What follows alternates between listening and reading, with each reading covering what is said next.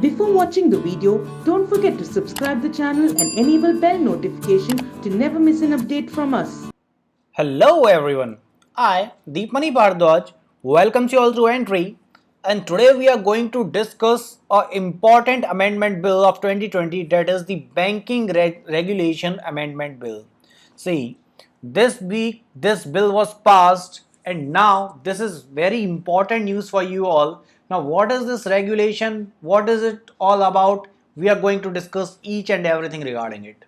So, talking about the Banking Regulation Amendment Bill 2020. This week, that is on 16th September, Wednesday, Lok Sabha passed Banking Regulation Amendment Bill 2020 to bring the cooperative banks under the supervision of RBI, that is Reserve Bank of India. See, as you all know that cooperative banks are facing some issues, and the most important person or the most important people who are facing this issue are the depositors of their money, isn't it? So the account holders were facing problem, and PMC is the best example for that, which was in news last year, isn't it?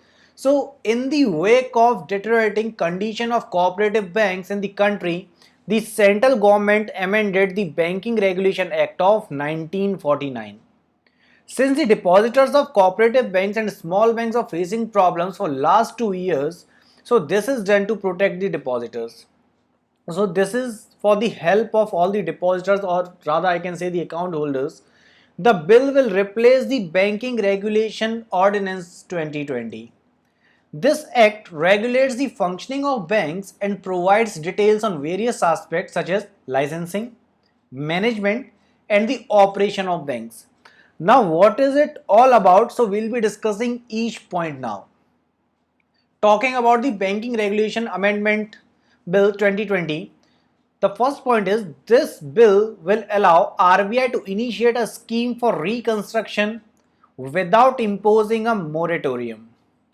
If a moratorium is imposed, in addition to the existing restrictions, the bill adds that bank cannot grant any loans or make investments in any credit instruments including the moratorium.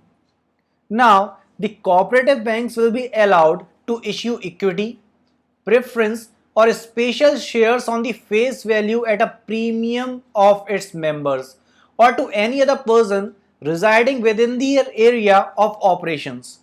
The bank may also issue the unsecured bonds or similar securities with maturity of 10 or more than 10 years to such persons, but prior approval from RBI will be mandatory for such issuance.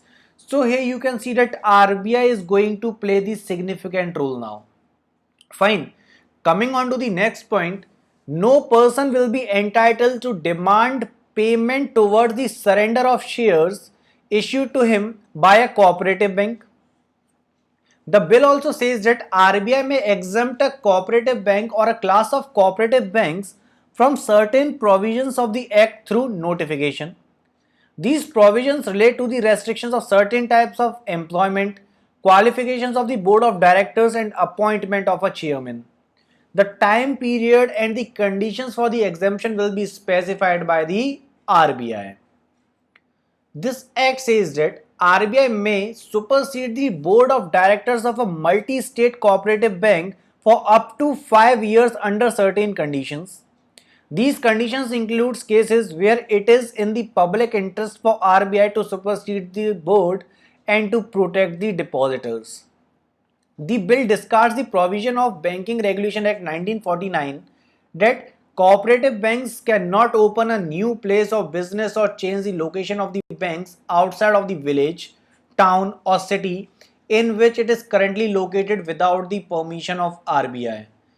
That is, you can see that RBI is going to play the significant role now, and all the depositors and all other people are going to be benefited from this.